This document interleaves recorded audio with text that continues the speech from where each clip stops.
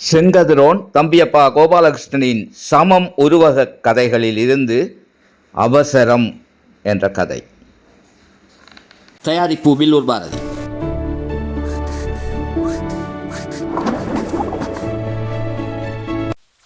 ஆழம் பார்க்கிறேன்.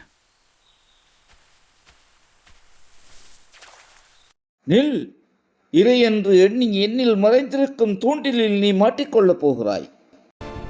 ஏய் புழுவே, உன் உயிரை காப்பாற்றிக் கொள்ள என்னை எச்சரிக்கிறாயா? உன்னை தப்ப விட போவதில்லை. ஏய், நான் சொல்வதைக் கேள்.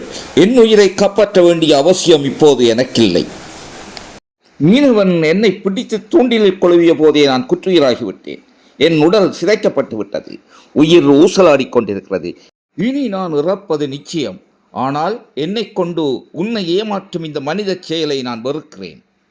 என்னால் இன்னொரு உயிர் மாய்வதற்கு மறைமுகமாக வேணும் நான் உடந்தையாக இருக்கப் போவதில்லை. மீண்டும் ஒரு முறை உன்னை எச்சரிக்கின்றேன். இறையென்று என்னை கொத்தி விழுங்கி வீணாக உன் உயிரை மாய்த்துக் கொள்ளாதே. கேவலம் நீ ஒரு புழு எனக்கு இரையாக போகிறவன் எனக்கு புத்தி புகட்டுவதா? தப்பிக்கொள்க தந்திரம் போடும் உன் வார்த்தைகளை நம்ப நான் தயாரில்லை.